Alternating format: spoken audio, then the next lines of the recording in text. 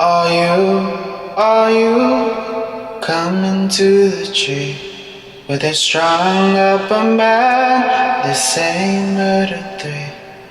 Strange things that happen here. How stranger would it be if we met at midnight in the hanging tree? Coffee. Without it, we would never have had the Industrial Revolution. We'd all be still living in Europe in mud huts.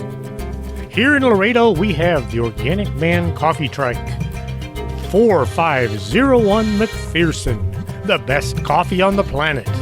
If you can't get to Laredo, you can order from the organicmancoffeetrike.shop.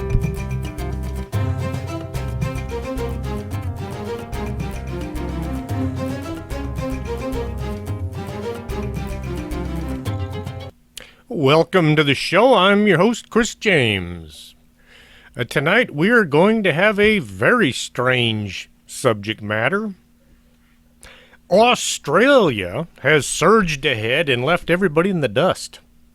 United Kingdom is way behind, but still holding on to second place. Yikes, my cat just fell off the bookshelf. Canada is in third, with Ghana coming up fast. I can't help but wonder if somebody in Australia did what I suggested about putting other people's computers on my podcast. It sure seems like it. Either that or somebody just hit play and then walked out of the room and left it run for ever. Holly from Palm Harbor, Florida, sent me a note with an unusual but interesting show idea. What people used before toilet paper. I see it all the time. Folks decide to start a podcast to talk about things like, let's say, Bigfoot. So they make the title something along the lines of, let's talk about Bigfoot, or something like that. After a while, they decide to talk about something else, like ghosts or UFOs. In Hollywood, this would be called jumping the shark. The idiom jumping the shark was coined in 1985 by a John Henn in response to a 1977 episode from the 5th season of Happy Days. Fonzie, played by Henry Winkler, jumped over a shark while water skiing. The phrase is pejorative and is used to argue that a creative work or outlet appears to be making a stunt in a seemingly exhaustive attempt to generate elevated attention or publicity or something along those lines, trying to get more people to watch a show that is on the decline. The show Finding Bigfoot jumped the shark when the crew flew out to Hawaii to look for the Menehune, a race of dwarf people living in Hawaii that is a tradition, and they say that they live deep in the forest and hidden valleys of the islands. Bobo said they just wanted to spend some time in Hawaii without having to pay for it. Menehune are not Bigfoot. They're not even related. They're considered to be a race of small, hairy people, and not some giant ape. If you call your show anything to do with Bigfoot, you're kind of locked into one subject. Now, that's why my show is called Strange Things. If it's strange, it's on the menu. It doesn't get much stranger than what some folks used once the call of nature called. What did folks use once the call of nature had been answered? While researching this episode, I came across a podcast called The Call of Nature. It's said to be a grassroots nature podcast for everyday people. You can listen to sounds and stories from the United Kingdom's wildlife. They also invite people to come on the show and talk about wildlife. It has nothing to do with going to the bathroom. In the movie Jumanji, Robin Williams closes the bathroom door and says, "Oh, thank you, no more banana leaves." Banana leaves don't work all that well. They have a waxy coating that makes them waterproof. If it's all you have and you don't have anything else to choose from, well, you use what you have to use. Grass works much better. Don't ask me how I know that. Way back in the days before we had rolls of paper, people were more knowledgeable about things around them. They didn't sit on the couch watching TV all day or walk around with their smartphone in front of their face. There was very little between you and nature. When it was time to finish a job that everybody had to do, you better know what poison ivy looked like. You don't want to make that mistake. Know which plants can cause problems before you need to use them. Don't just grab a handful of whatever is handy and beginning applying it to your nether regions. You might have a surprise on your hands. Before people began clustering together in towns, you could go just about anywhere. Nature would help remove the evidence. Flies will show up and begin processing within a few minutes. Dung beetles will roll the pile away and bury it. In Egypt, they call them scarabs. So when you see some fancy decorative jewelry and the host says, "This is a scarab," that's a dung beetle. If you're walking through an area where lots of people have been traveling, you'd want to watch your step. The wagon trains heading out west, you had thousands of people, but in a very small area. So when it was time to step off the trail, you wanted to watch where your feet came down. As people began to settle in one location, they discovered real quick the call of nature had to be heeded away from town. One quick and easy solution was to go in the river. Yuck. The water would hopefully wash the stuff away. You don't want to live downriver from a big town. Some found you could use a finger or two to remove any stuff that was attached to your backside. Then you washed vigorously to get your hand clean. In some countries, it is still considered bad manners to eat using your left hand or to shake using your left hand. Now, that's the one you used for cleaning, not eating or saying hi. In Egypt, way back, the rich folks had a stool over a box of sand. Try to picture a box of cat litter with a chair on top. I guess you could use the sand to gently clean yourself when you were done. Too much would work like sandpaper. Effective, but quite painful.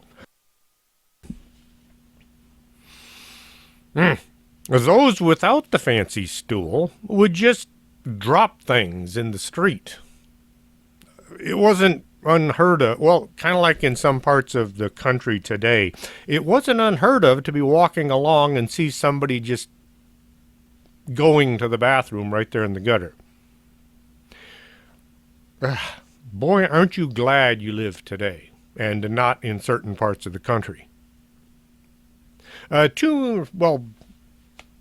Not a pleasant thing to think about. The idea was that once the stuff had landed in the gutter, the rain would come and wash things away. If not, they would get some slave with nothing else to do to hustle up and down the street removing things. Ancient Greece is known for their advancements in thinking, mathematics, medicine, and living. Around about 300 BC, the Greek invented the tersorium. It was a sponge tied to the end of a stick.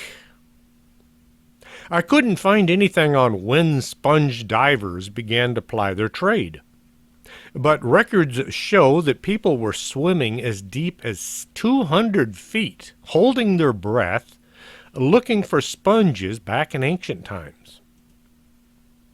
Who discovered that you could get this animal that lived on the bottom of the Mediterranean, dry it, and then use it for cleaning purposes?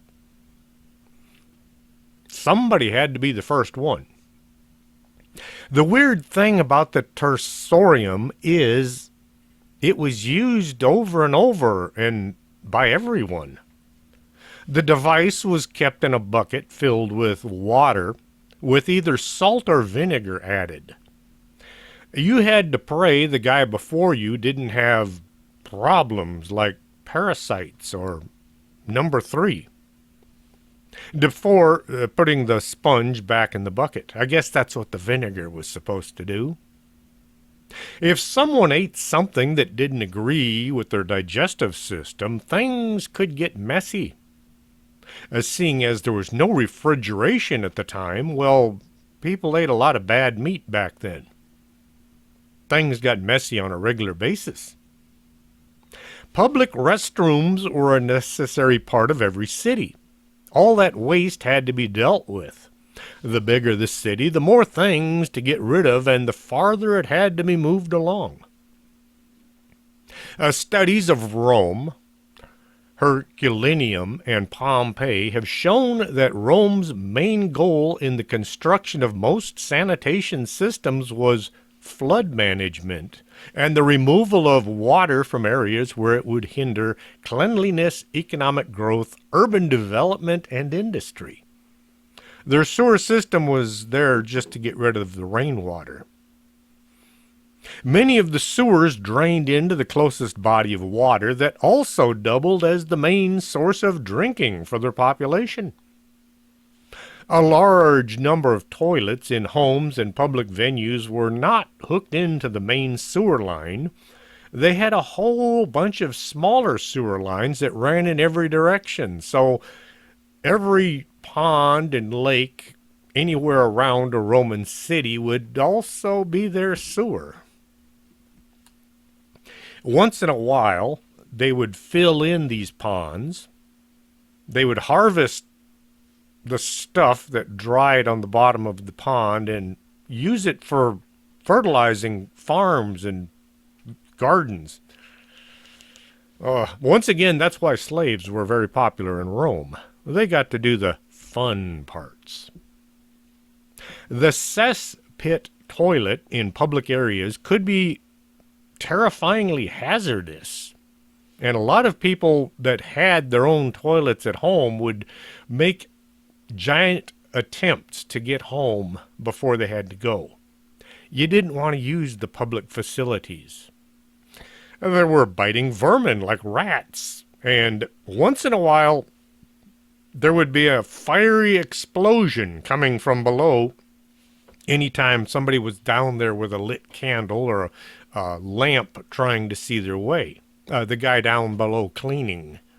It would set off a methane explosion. There was also superstitious tales of demons that lived down below the city in these pipes. The goddess Fortuna was a common adornment in public lavatories, acting as a ward against demons and other dangers that could come with not being able to hold your system until you got home in ancient Rome. Graffiti in Pompeii dating back to the ancient times was found warning public toilet users in no uncertain terms to beware of the evil. Ancient Roman records show sewer hookups had no legal boundaries, yet most folks didn't use the main line. Roman sewers opened out into the Mediterranean, and there were no traps. There was nothing to keep things from coming in besides going out. It was just a pipe led out into the water. There's a written record about a giant octopus that would swim into the sewer from the sea, make its way up the drain to feed on things found in people's pantries, like dried fish and other consumables. This could make a nighttime visit to the bathroom exciting and interesting. Did you see the movie Deep Rising? The toilet scene comes to mind. Something to look forward to at night. Water pipes in ancient Rome were made from lead, which led to a lot of people having some problems upstairs over time. The Latin term plumbus means lead or one who works in lead. That's why those folks working on water pipes and sewers today are called plumbers. We don't use lead anymore, but that's where the word came from. Germs hadn't been invented yet, so nobody using the tersorium thought anything could develop from wiping with something already used on somebody else's backside. The use of this sponge on a stick caused all kinds of diseases to be spread from one person to many. The really rich folks didn't use the public toilets, and they avoided some of this sickness. Instead, they had small patches of wool soaked in rose water. Once these pieces of cloth had been used, the house slave would wash them so they could be reused. The poor didn't use the sponge on a stick and also managed to avoid a lot of illnesses passed from bottom to bottom. Some Greeks and Romans also cleaned between the cheeks with ceramic pieces rounded into the shape of an oval or a circle. These were called pessoi. It was quite the thing to have the names of your enemies or political opponents written on these clay discs. The use of hard objects on delicate places sometimes led to the development of hemorrhoids. The bathrooms had several seats all next to each other, so you could sit there and have a long discussion while doing your business. It reminds me of a military base I was at one time. There were 8 toilets in one room, and they were all like just face to face. You could sit, you had to step over other people's knees to get to the, oh, well, anyway, that was a nasty place. I imagine it's probably still there. Built in 1943, 44, still being used today. They call that temporary housing in the military. And not that the housing is temporary, but you're there temporarily, I guess. Anyway, so the bathroom was where a lot of people would get together to discuss things. The end products would be flushed away by slaves working under the floor using buckets of water and a broom. Some of the fancy bathrooms had water flowing in under the floor that would push away everything into the nearest pond or lake. This led to people getting sick from drinking water. Thinking there was something wrong with water and not what was in it, people didn't drink the stuff. The Mayans used corn cobs. Once the corn had been stripped off the unedible parts, the cobs were kept for cleaning. It sounds kind of rough and scratchy. I now have listeners in China, so I hope I get these words correct. Archaeologists discovered 2,000-year-old hygiene sticks known as Salaka, Chichoi, and Chugai in latrines in Zunquaizi, a former Han Dynasty military base in China that existed alongside the Silk Road.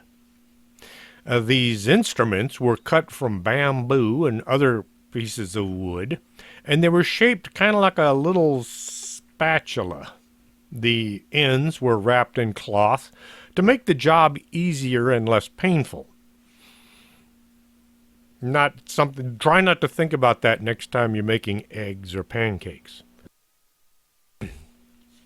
Sometime around 8 BC, paper was invented somewhere in China. Somebody figured out that you could take wood pulp and other things and mix them together with water, creating a kind of a pasty looking thing. They also used mulberry bark, hemp, rags, all mixed together. The mixture was mashed into a pulp, and then it was laid out flat and kind of rolled like you're making biscuits, and then they would allow it to dry.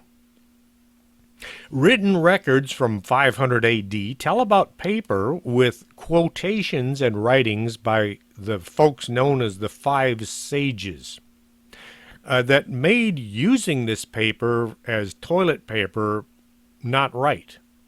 You weren't supposed to use famous quotes from people to clean yourself. Paper with the sole purpose of wiping the hinder didn't show up for some time after this. So you made paper, you wrote on the paper, maybe you did a grocery list or something, and when you got home you used the grocery list. In Japan, in the 8th century AD, people used another type of wooden stick called a chugai to clean around the opening as well as inside of it. I can see getting the outside, but not the inside. It sounds painful. 1390, paper sheets were being manufactured for the Emperor of China. These sheets were big. I think they were like 3 foot by 3 foot, and they were scented with a pleasant smelling liquid.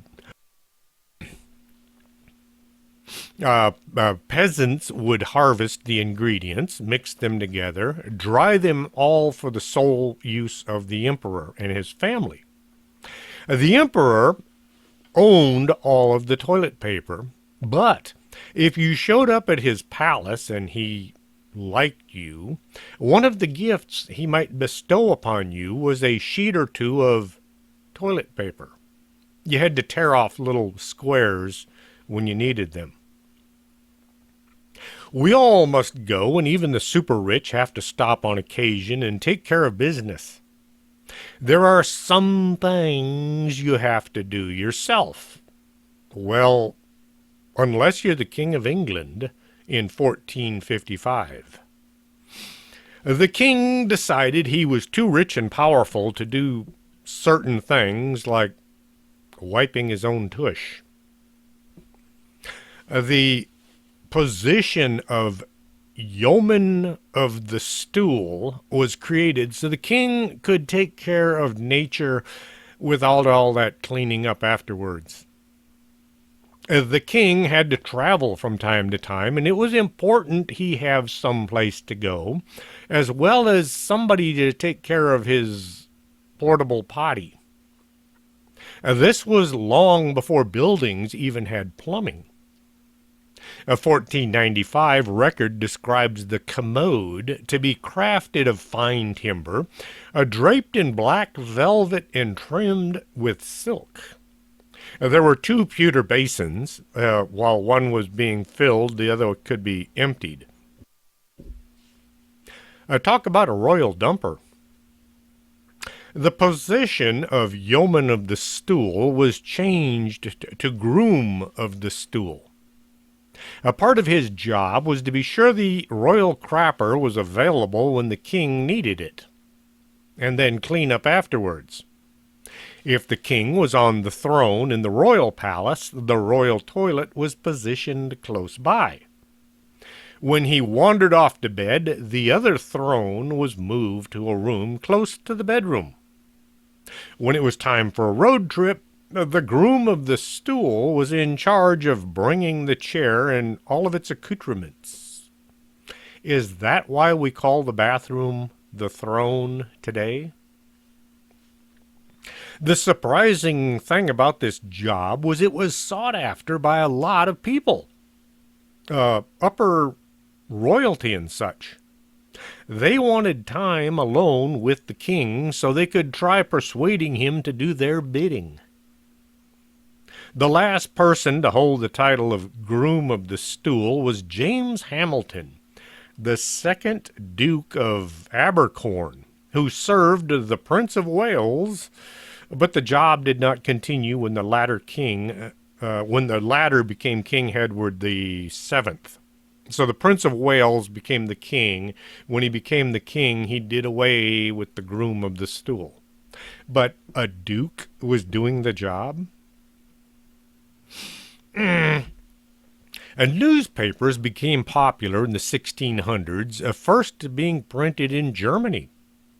It didn't take long for people to realize once the paper had been read, it could be used for something else. This led to some problems as the ink would be spread around the backside.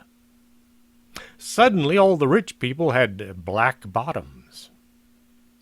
And not everybody read the newspaper, and so a lot of the world was still using whatever they had on hand to clean up with. Slowly, distribution grew, and more folks wound up with black ink on their seats. The word bidet has a very European ring to it. It means pony in French. Maybe because of the way the first few were designed. A bowl was mounted on 4 wooden legs, and you sat over it like you were riding a small horse. Among toiletologists, now I don't know if that's an actual word or not, but I read it. Toiletologists, the debate is that either the Italians or the French created the first widely used fancy bidet system. According to the World Toilet Organization, well, there's another thing I'm not too sure actually exists, but people swear it does. The term was first coined in 1710 in the French publication. Most give credit to the French furniture maker Christopher de Rosseres for creating one of the world's first bidets.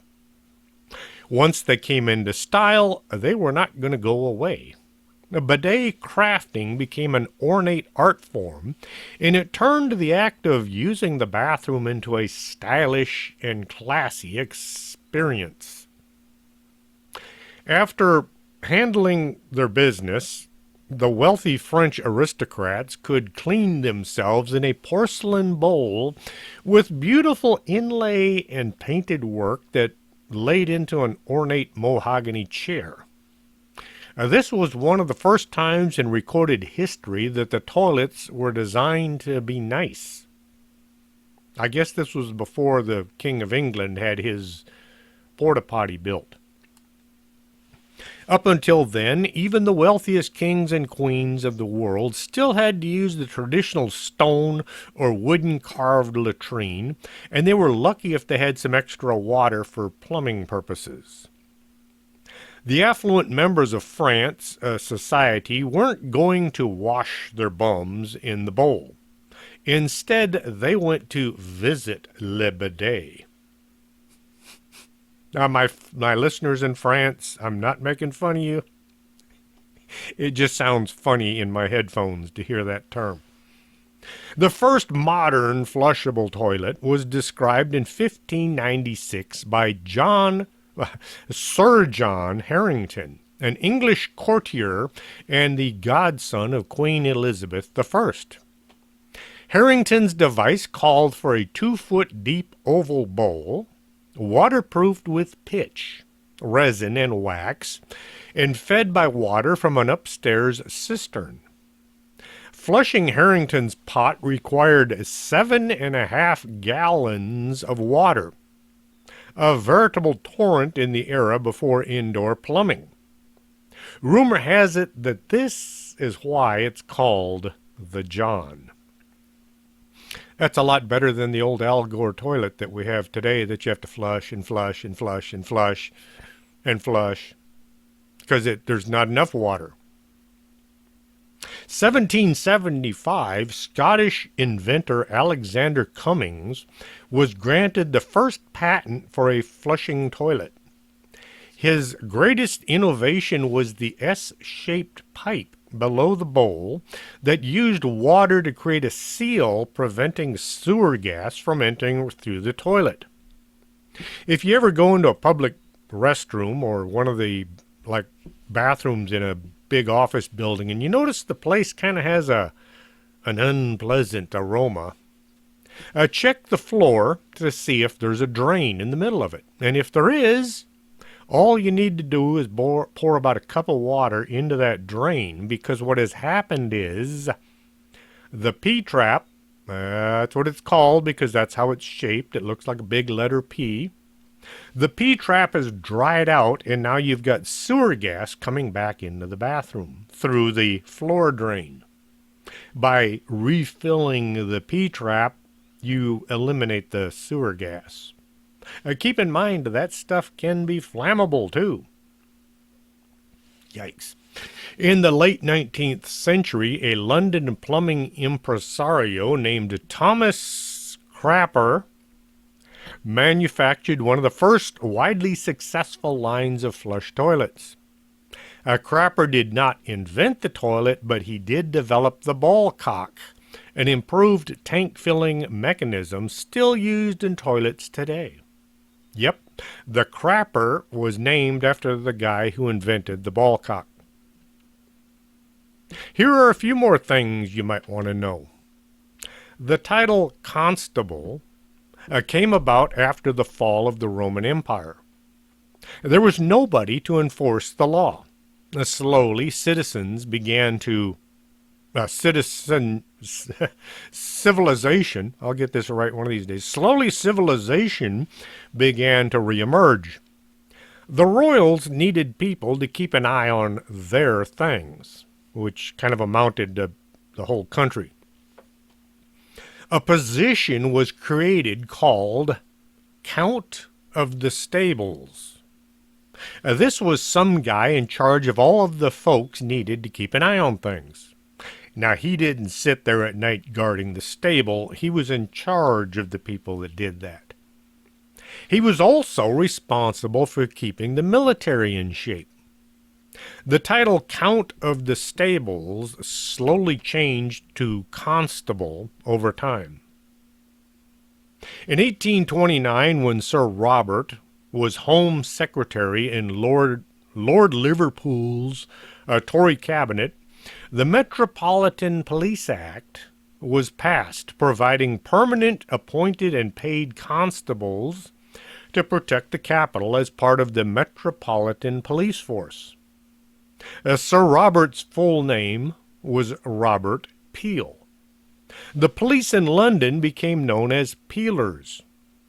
Then later the name was changed to Bobbies after Robert. The reason police wear blue is at the time the British Army wore red. Why did the British Army wear red uniforms? It was the cheapest dye they could get. Had nothing to do with blood stains or anything like that. It was the cheapest dye they could get. The army was armed. Well, the people in London were afraid that the Bobbies would slowly take over the country because they would be a bunch of armed thugs. Now, that's the way the citizenry looked at it. And so Robert Peel announced that the police, the constables, would all wear blue so they could be easily distinguished from the soldiers in their red uniforms. And he also said, don't worry, we won't give them guns. Now, that's why Bobbies in London run around unarmed and keep getting beat up. Oh, never mind about that. Anyway, No, actually, you couldn't pay me enough money for that job because the stuff they got to put up with is just extraordinary. They have to wear something called a stab vest instead of a bulletproof vest, since guns aren't that popular in England. In fact, they're downright illegal. So instead of worrying about some bad guy shooting them, they have to worry about some bad guy stabbing them. Yeah, guns is not the problem. It's the boneheads in charge. Anyway,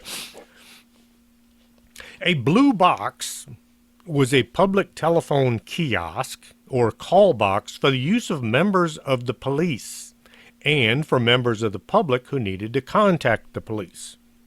It was used in the United Kingdom from the 1920s. Unlike an ordinary call box, it was with the telephone. Its telephone was located behind a small hinged door so that it could be used from the outside, whereas the telephone box, the phone was inside the box itself.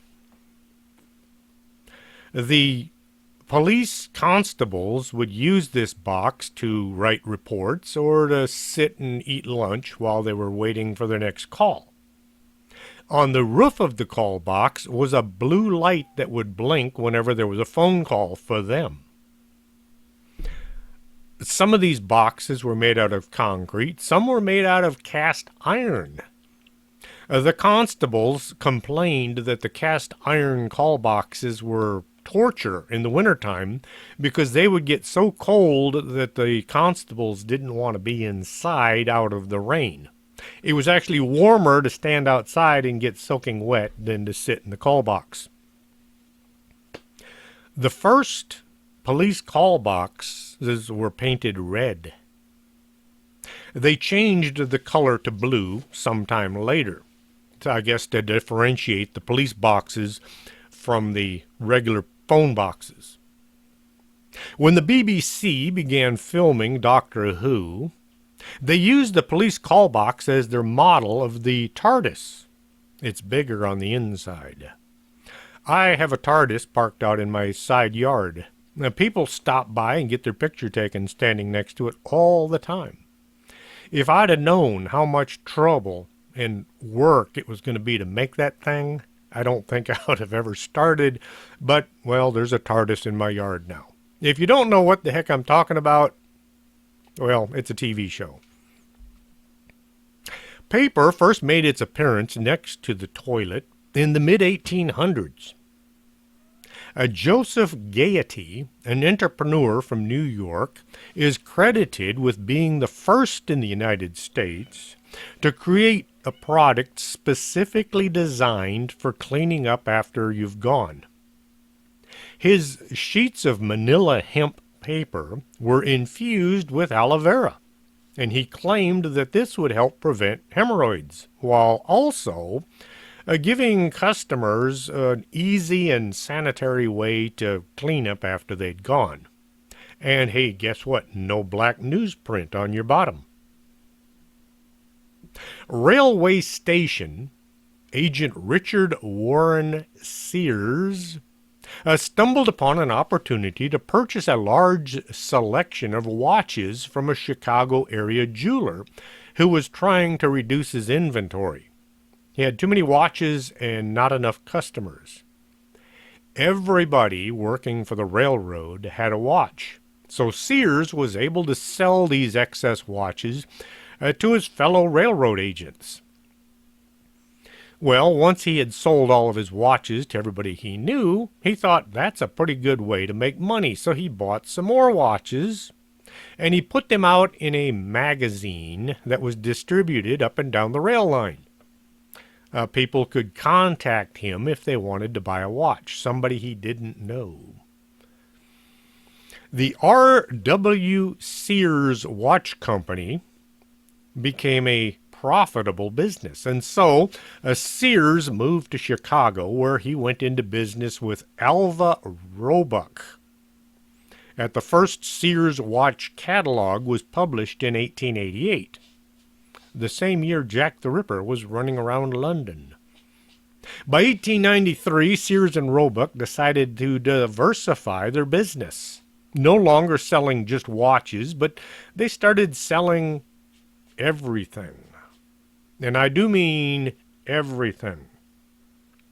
In 1894, their catalog was 322 pages, and it featured everything. Customers would fill out an order form. They would attach a check to it. They would mail it in to the company. Then somebody at the company would take the check, and they would go down to the bank, and they would deposit it. The bank would then contact the other bank and say, hey, your customer owes us so much money.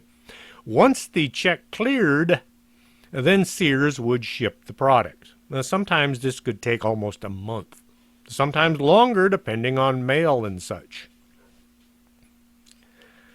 This was the early form of Amazon.com. To make this catalog even more desirable, it was free.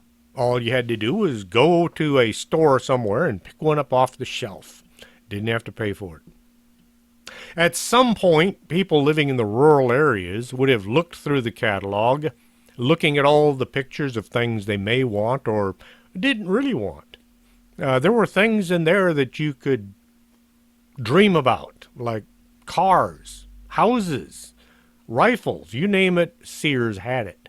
Oh, like I said, it was like Amazon.com. Once the magazine had been looked over and looked over and looked over by everybody in the house, it would wind up out in the outhouse. Some would drive a nail in the wall and hang the catalog there because the catalog came with a convenient little hole in one corner. That hole was there for a reason. You would tear a page out of the catalog and use it to clean up. Funny one thing, you could buy a 4-bedroom house from Sears and Roebuck catalog for $1,569.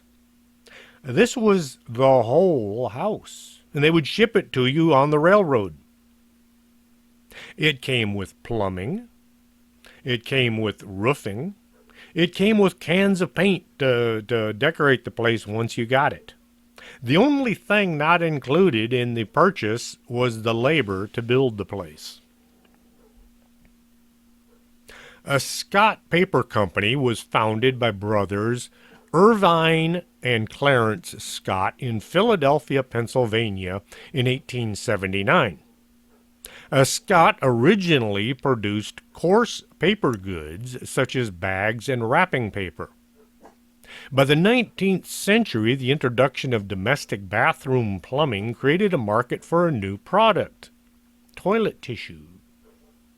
Scott soon began tissue production, though Victorian mores prevented the company from launching an effective advertising campaign. There are some things you just were not supposed to talk about, which included toilet paper, so you couldn't advertise. Scott sold various grades of tissue to private dealers who marketed the tissue under 2,000 different brand names. People weren't buying toilet paper.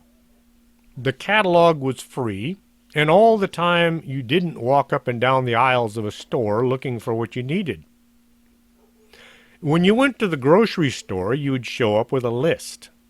You had to bring a list. You would hand the list to the clerk, and that would tell the clerk what you wanted to purchase. The clerk would then go in the back room, fill a basket with all of your order, bring it out, and then you'd pay for it. It was considered bad form to write down, I need a roll of toilet paper, on your shopping list. To get people over this nonsense, the Scott brothers managed to sell their products to fancy hotels. People would spend a night or two in the hotel using something other than a catalog to clean up. They'd be quite happy to discover they no longer had a black bottom. Once back home, they wanted to keep using something not as rough as a catalog. So they would insist on either their wife or the maid pick up a couple of rolls of tissue next time you're at the store. Piggly Wiggly was the first ever self-service grocery store. It was founded in September 6, 1916 at 79 Jefferson Avenue in Memphis, Tennessee by Clarence Sanders. Entrepreneur Sylvan Goldman was the owner of several Humpty Dumpty grocery stores in Oklahoma City. He invented the grocery cart, and we've been having trouble with those wheels ever since. From Piggly Wiggly to Humpty Dumpty, going to the grocery store has come a long way. 1879, the Scott brothers discovered they had a bit of a problem. They had purchased a boxcar full of paper rolls to make toilet paper out of, only to find that the sheets were way too thick, and they were rough. Not good backside material. It would still do the job, but it wasn't what they were trying to sell. So they were stuck with a boxcar full of paper and they didn't know what to do with it. When buying paper to turn into paper products, the rolls came in huge 4-foot rolls. The paper is unrolled, cut, perforated, and re-rolled onto the little rolls that you're familiar with today. One of the brothers heard about a school teacher in Philadelphia who was looking for an alternative to the towel that everybody used in the classroom. She was concerned about the spread of drugs. No, she was concerned about the spread of germs during the cold and flu season. Louis Pasteur had shown a direct relation between germs and illness in 1860. The teacher was hoping somebody could come out with an alternative to the cotton towel being used by both the sick and healthy kids, who were soon to become sick. The Scott brothers took that thick paper they had accidentally bought and cut it into larger rolls and began selling it as paper towels. Use it once and then throw it away, along with any germs that might have attached to it. Soon every grocery store in the country was selling paper towels right next to the toilet paper. In 1960 and 70, colored toilet paper came out, and it was all the rage. Everybody had to have fancy-looking toilet paper. You could go with pastel colors, or you could go with something bold and bright. You could get little animals printed on your toilet paper or cartoon characters. It just depended on what you were going to buy. Back in those days, dyes were not much regulated or concerned by anyone. As a result, toilet paper manufacturers used whatever dye they could get to satisfy the market. Any kind of dye. Later, in the 1980s, doctors in the United States started to warn customers that colored toilet paper contained dyes that were harmful for the skin, particular skin, not just your skin. It was called the mucous membrane. Now, people were absorbing the dye through their skin, and this was causing all kinds of sores and problems. I like my modern conveniences. The first thing I do to start every day is I fire up my coffee maker. Air conditioning is great when you live in a country where it gets up to 105 degrees in the summertime. I like a hot shower at the end of the day. Having a flush toilet is right up there with most good things. I hate it when somebody says I can't have something I've become accustomed to. Like most scares, the toilet paper fiasco all started with an unsubstantiated rumor. Several news agencies reported there was a toilet paper shortage in Japan. Initially, the release went unnoticed and nobody paid any attention to it. Harold Frolick, a 41-year-old congressman, presided over a heavily forested district in Wisconsin, and he had recently received complaints from people saying that there was a problem with the pulp manufacturing. A few weeks later, Frolick uncovered a document that indicated the government's National Buying Center had fallen far short of securing bids to provide toilet paper for the troops and the bureaucrats. The troops could do without, but he was one of those bureaucrats, and he wanted something to clean up with. He did not want to have to use a sponge on a stick. He released the following statement: "The U.S. may face a serious shortage of toilet paper within a few months. We hope we don't have to ration toilet tissue. A toilet paper shortage is no laughing matter. It is a problem that will potentially touch every American." This claim was absorbed without anybody even noticing it. The media ran with it, but people didn't pay any attention to it. It was just some politician flapping his gums, and you know how you can tell when a politician is lying. Anyway, television stations aired footage from the Scott Paper Company, one of the 10 largest producers in the U.S. of toilet paper rolls, shooting off the production line. The ground had been set for a consumer panic. All it needed was a tiny little spark to ignite it. Somebody on TV cracked a joke about the toilet paper, saying, "You know we've got all sorts of shortages these days. But have you heard the latest? I'm not kidding. I saw it in the papers. There is a shortage of toilet paper." Absolute madness ensued. Millions of Americans swarmed grocery outlets and hoarded all the toilet paper they could get their hands on. In the chaos, company officers and industry leaders kept telling the public to try to remain calm. Store owners ordered astronomical quantities of toilet paper, and then they began setting limits. Nobody seemed to be paying attention to the rules. One of the executives said if people wouldn't hoard and get so excited about this, everything would be okay. He subsequently increased the price of tissue 100%. Grocery stores and big box stores struggled to restock supplies as the 18-wheelers they relied on for shipments were in high demand by thousands of other stores. For 4 long months, toilet paper was a rare commodity. It was bartered and traded. A black market emerged from a whole ordeal.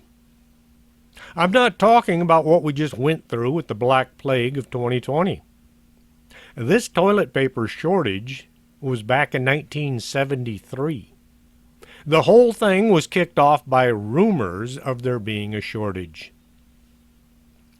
Johnny Carson received the brunt of the blame for propagating the shortage myth, and he issued a rather serious apology on his comedy talk show. He said, "I don't want to be remembered as the man who created a false toilet paper scare." Who says history doesn't repeat itself? Toilet paper became a coveted item in late March during the Black Plague of 2020. It was being hammered into every person's head by those folks. As cities and states across the country issued shelter-in-place orders in response to this pandemic, people began to purchase large amounts of household goods. Not to worry, it was only for 3 weeks. The first 3 weeks came and went, followed by 2 complete years of constant fear-mongering. Nearly half of all the grocery stores in the United States were out of stock of toilet paper. I went to the grocery store. There was a police officer guarding the shelves of TP. I asked him if this was something he had been thinking about when he went through the academy. He just laughed about it. They had to guard the toilet paper. And many attributes of the shortage to disruption in the supply chain. The supply chain was strong, according to the Department of Forest Biometrics at the North Carolina State College.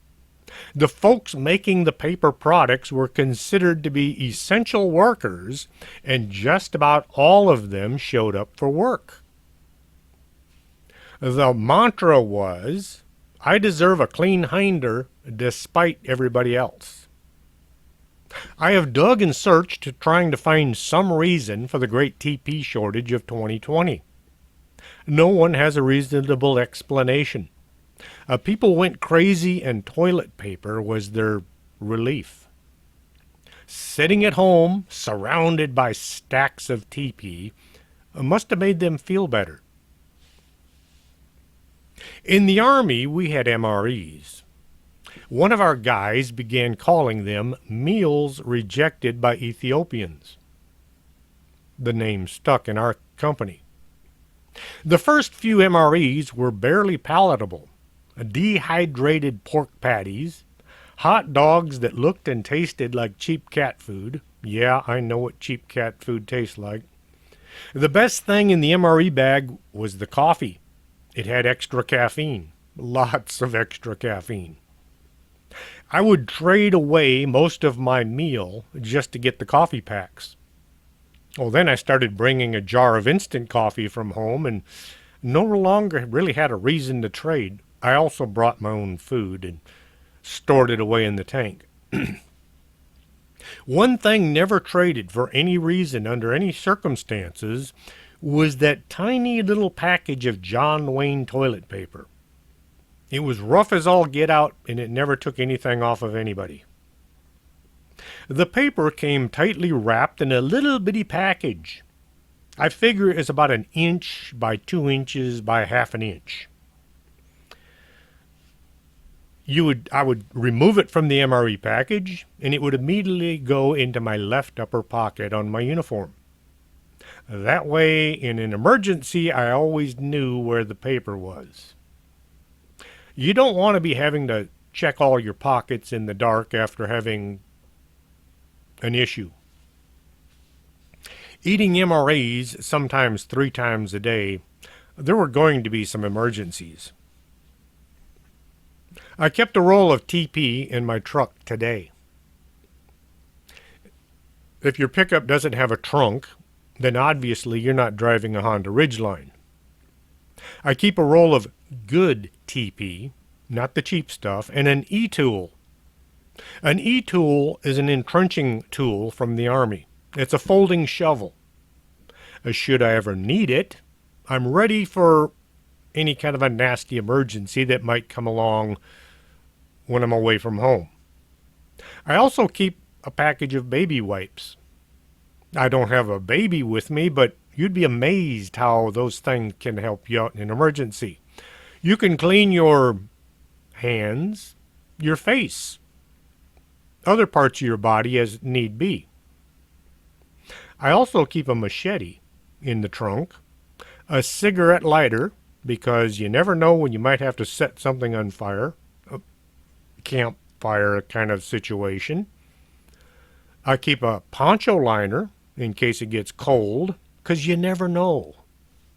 If you're one of these folks that drives back and forth up and down the highway and you think that the government is going to come bail you out in an emergency, have you looked at the government lately? They can't even take care of themselves, let alone us. One lesson we should all have learned from the Black Plague of 2020 is stock up on what you need.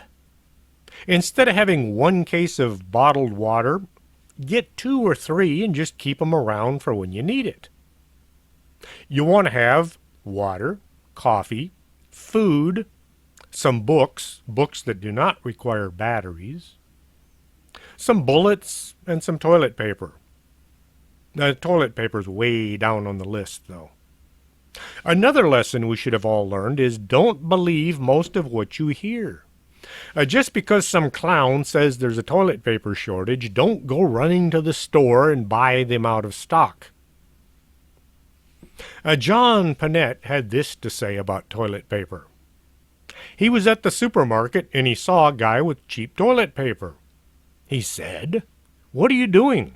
I cannot do the John Panett voice. "What are you doing? That's 4 rolls for 89 cents. That can't be good. Don't you like yourself?" I understand the need to find a bargain, but toilet paper, you always buy good toilet paper. I've been really broke. I always got good toilet paper. It's a line you don't cross. It tells you everything will be all right. The bills are late, but I got good toilet paper. We have so many blessings we don't count. We have such good toilet paper. You ever think of that? A Charmin Ultra. Oh, you can make a suit out of that stuff. Is that Versace? No, it's Charmin. No dry cleaning needed. You simply flush it when you're done. I like John Panett. That guy was hilarious.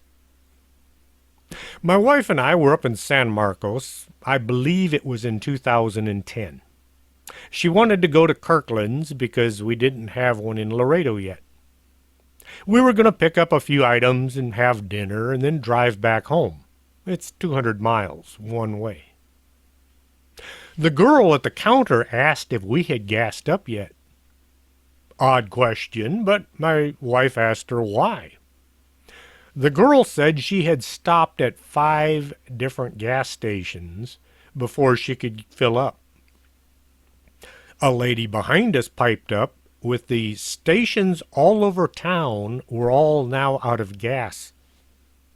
We asked why, and we were told there's a storm in the Gulf of Mexico, and it is going to shut down all fuel production.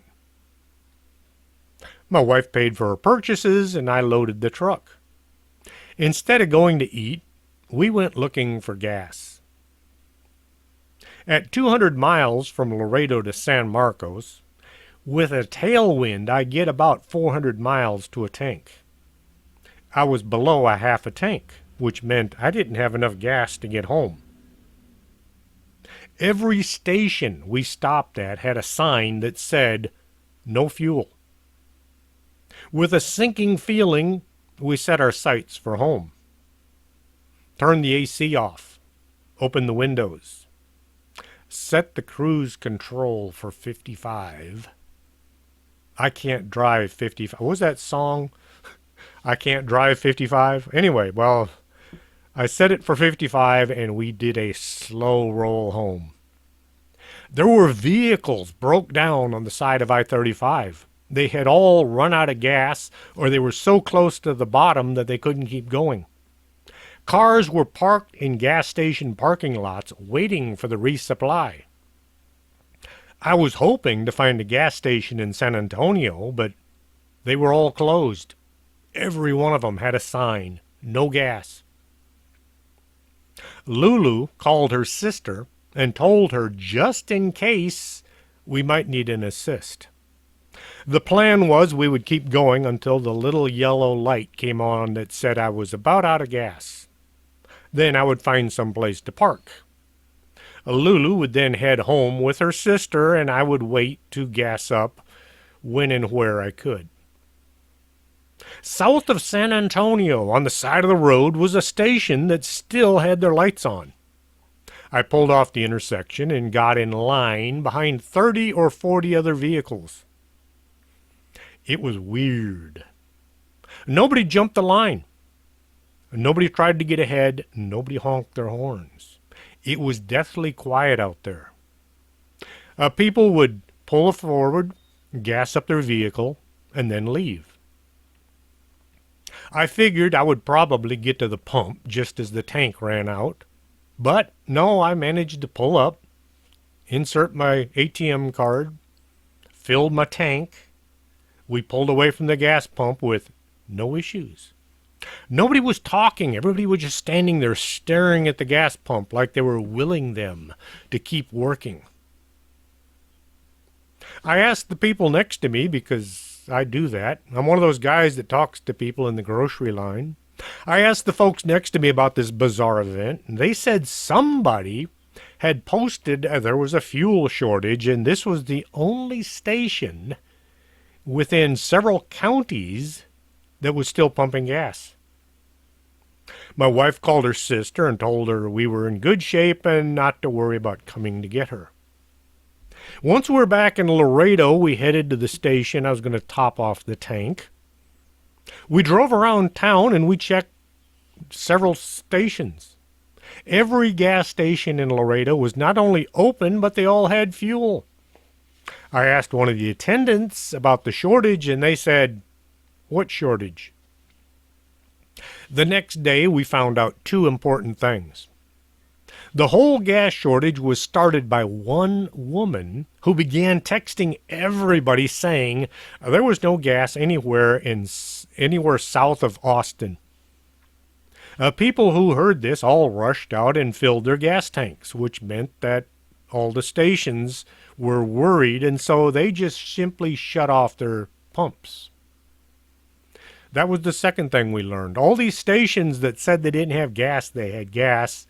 They just were going to hold on to what they had in case there was a cost increase.